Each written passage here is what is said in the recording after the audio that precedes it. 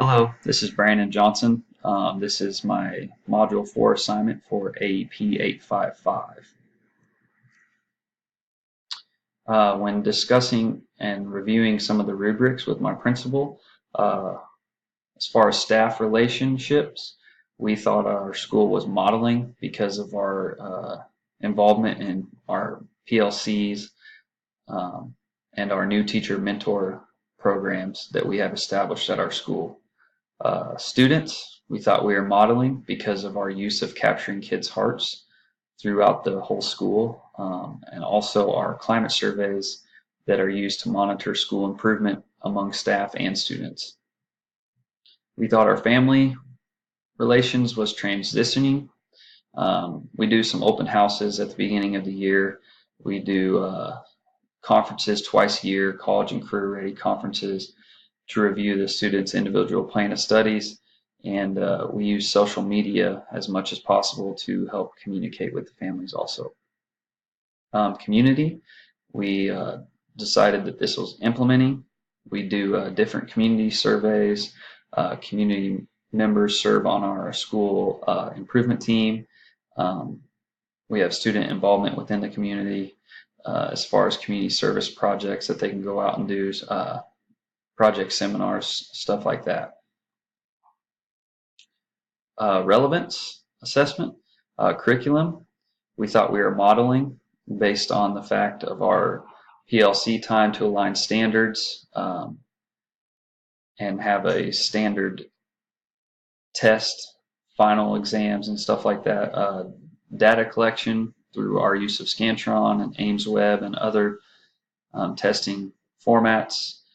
We also thought, because of collaboration with the middle schools, to align the curriculum and the use of our instructional coaches to help progress teachers.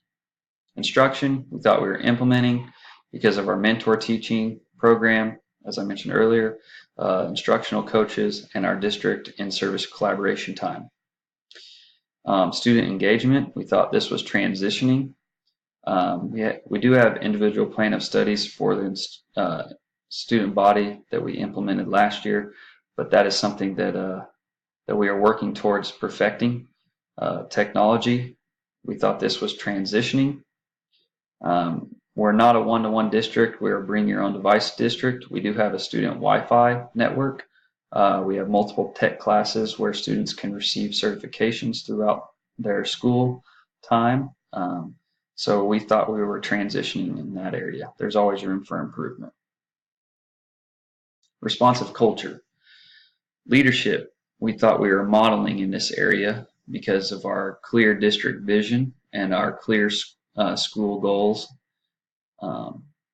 We have an aligned district curriculum, as I discussed earlier, from middle to high school. Those teachers get together and try to align the curriculum. And we have resources and tools provided to help reach these goals. Early childhood, we thought we were transitioning. We do have programs throughout our district, Parents as Teachers, Bridge to Bright Beginnings. We have pre-K programs at all of our elementary schools. So we feel like we're transitioning in that area. District climate modeling.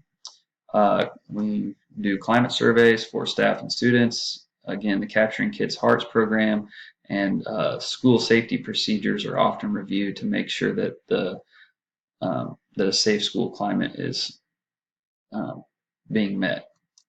Nutrition and wellness, feel like we're implementing. We have a district food program, and we have school wellness teams at every school within the district to promote school wellness among staff and students. Rigor, career and tech ed, we believe that we're implementing. We have tech ed business. We have tech ed, business, and FACS programs in our school. We align those through the career pathways. Students can receive dual credit through outside resources such as WSU Tech, Wichita State, Friends University, stuff like that. Professional learning, without transitioning in this area. We do have a district learning center where staff can go and receive training on different types of stuff, and then district in-service days that we cover new district initiatives, resources, implementing. We have a district print shop and a district tech team that are resources that teachers use. Data, transitioning. We have the tech team, again, the tech team support, FERPA training at the beginning of each school year. My principal's leadership style. I believe that he is a democratic leadership style. And there's a few reasons why I think this. One, because of our PLC and collaboration among departments that is highly stressed by him. In-services are usually led by a wide variety of staff members. He doesn't just get up and run the whole show. He encourages staff involvement and stresses staff involvement. Areas of improvement. Standard 8. Create and sustain positive, collaborative, and productive relationships with families and communities for the benefit of students.